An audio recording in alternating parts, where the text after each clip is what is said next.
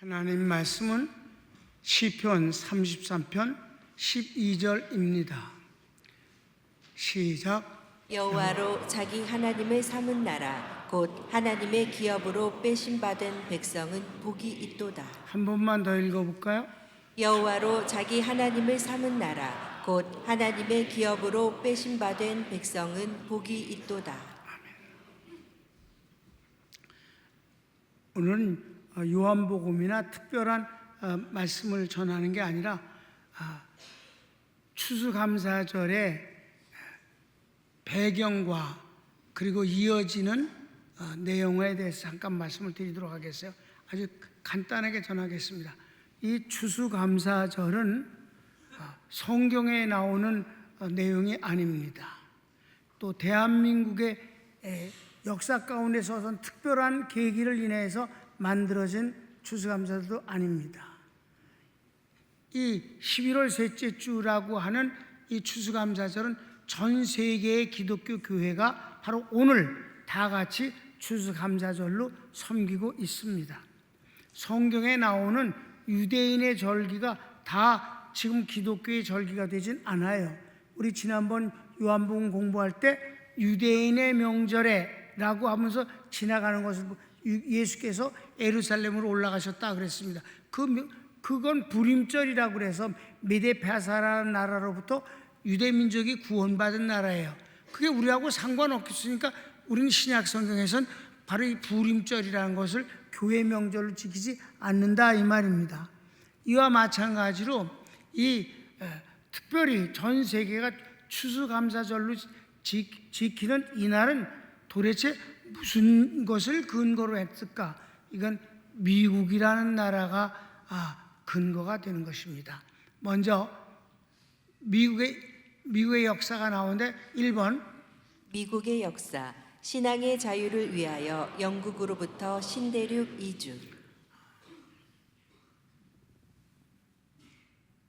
루터에 의해서 천주교의 비성경적인 것을 혁명을 일으킨 종교개혁이 일어났지만은 그러나 영국은 또 다른 비슷한 모습으로 성공회라는 것을 국교로 삼아서 강요와 압박과 규제를 해갖고 편안하고 마음 놓고 특별히 성령의 은사를 사모하고 충만한 것에 대해서 억압을 하니까 모든 것을 다 포기하고 신대륙 미국으로 배를 타고 메이플라워라는 배가 상징적이지만 그 배 하나만 타고 간 건 아닙니다. 아무튼 신대륙으로 갔습니다. 그게 이제 출발점이에요. 신대륙엔 인디안들이 살고 있었습니다. 그런데 거기서 그 인디안들에게 도착한 이 신앙인들이 농사를 배웠습니다. 그래서 1번 보면 첫 번째 시작. 첫해 추수하여 교회 건축. 첫 번째 수확을 해서 이익이 된 걸 갖고 제일 먼저 저희들이 공동으로 한 게 교회당을 건축했습니다. 두 번째는 두 번째 추수하여 학교를 세우고. 세 번째는 세 번째 자신의 집 건축. 얼뜻 보면 자기네 집을 건축하는 게 제일 우선인 것 같으잖아요. 그래도 저희들은 하나님 앞에 예배를 드리기 위한 교회당을 먼저 세웠고 그 다음에 자녀들의 교육을 위해서 학교를 세우고 세 번째 비로소 자기의 집들을 제대로 지었습니다. 그 전에는 대충 만들어서 살았습니다. 그 다음 영국 식민지에서 독립전쟁 승리 후 미국이 건국됨. 이들이 나라를 세웠는데 영국이 가만두질 않았어요. 식민지로 다루고 있었습니다. 이때 우리가 왜 영국으로부터 신앙의 자유를 위해서 왔는데 또 영국의 식민지로서 지배를 받아야 되겠는가 해서 아주 엄청난 독립전쟁을 일으켜서 영국을 이겼습니다. 그래서 비로소 미국이란 나라가 세워지게 된 것입니다. 그 다음 미국의 남북전쟁. 그런데 나라가 세웠을 때 국내적인 문제가 또 크게 전쟁을 일으킬 수밖에 없었어요. 한 가지 이유 때문입니다.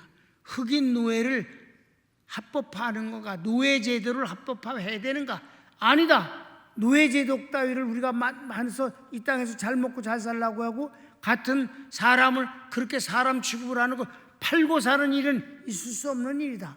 이것 때문에 남북전쟁이 일어나서 링컨이 주도하고 있는 북쪽의 승리함으로 말미암아 노예제도를 없애버리고 비로소 민주주의의 국가가 세워지게 된 것입니다. 그 다음 남북 전쟁에서 정권의 승리로 노예제도를 없애고 진정한 민주주의 국가를 이룸. 이때부터 강대국으로 바뀜. 나라가 진정한 민주주의 국가가 되고 자유의 국가가 되니까 강대국이 되더라 이 말이에요. 그래서 원래는 동부만 있었다가 서부까지 진출해서 장악을 하고 멕시코 전쟁을 통해서 어마어마한 땅을 멕시코로부터 땅을 빼앗고 그 뒤 나라의 확장은 아주 짧은 기간 동안에 어마어마하게 크게 됐어요. 소련으로부터 알래스카를 아주 몇 푼 안 되는 돈으로 사기도 했습니다. 아무튼 그렇게 해서 나라가 크게 바뀌어졌어요. 그래서 어떻게 됐을까요? 제1차 세계대전과 제2차 세계대전을 통해 세계 최강국임을 증명함. 예, 이때 여러분 얼마나 됐어요? 1917년이니까 얼마나 된 거예요? 얼마 되지 않았어요, 여러분.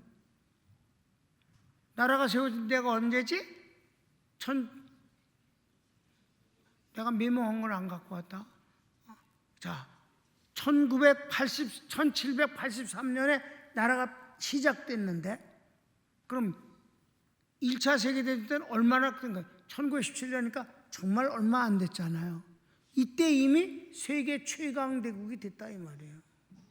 이런 거는 인류 역사상 없는 일입니다.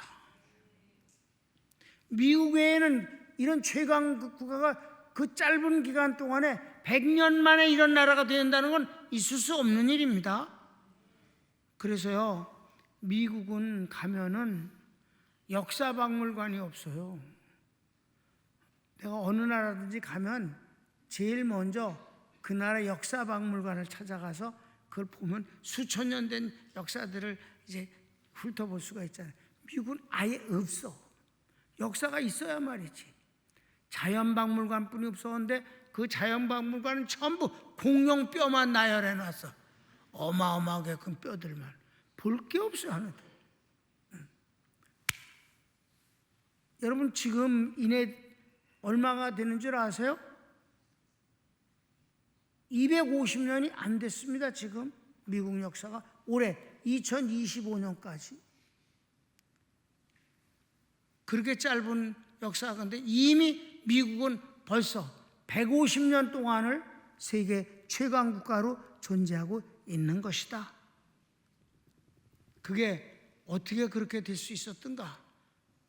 마지막 상징적인 거 하나만 봅시다. 대통령 취임식, 성경에 손을 얹고 선서함.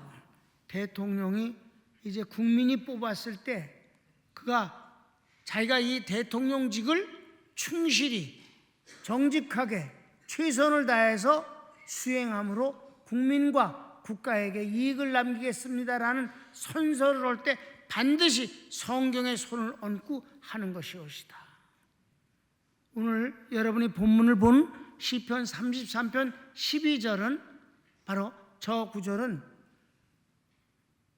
대통령이 다 자유예요. 근데 성경에 손을 얹는 건 무조건 의무예요. 그런데 저 성경 구절을 암송을 하고 고백하는 사람도 있고 그냥 안 하고 그냥 성경만 이게 하는 사람도 있는데 지금 미국 대통령 나이 먹은 사람 누구예요? 트럼프. 트럼프가 맞죠? 트럼프가 어떻게 했냐? 자기 할머니가 자기에게 선물한 나들나들한 아주 오래된 성경을 직접 갖고 와서 자기가 그 위에다 손을 얹고 33편 12절을 암송하고 축복을 받았다 이 말입니다.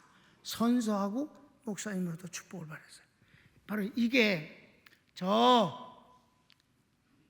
248년 전 미국이 세워질 때 오직 하나님만을 위해서, 신앙만을 위해서 영국에서 도망 나와서 나라를 세운 그네들의 신앙을 우리는 청교도 신앙이라 부릅니다.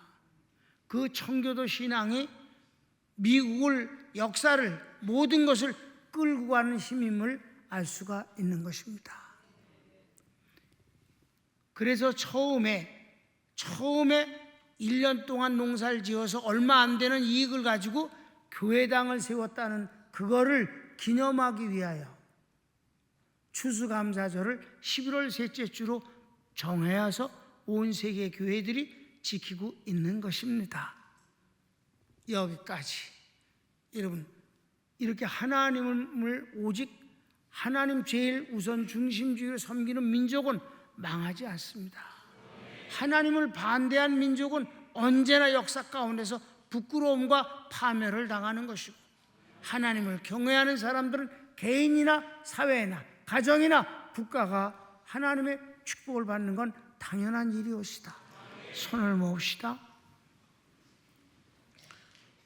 하나님 앞에 이 추수감사절을 지내면서 여러분이 모든 것을 감사하는 내용을 기도할 수도 있거니와, 내가 하나님 앞에서 주님을 섬기는 것을 가장 큰 것으로 여기겠습니다. 주여 한번 부르기도 합시다. 주여.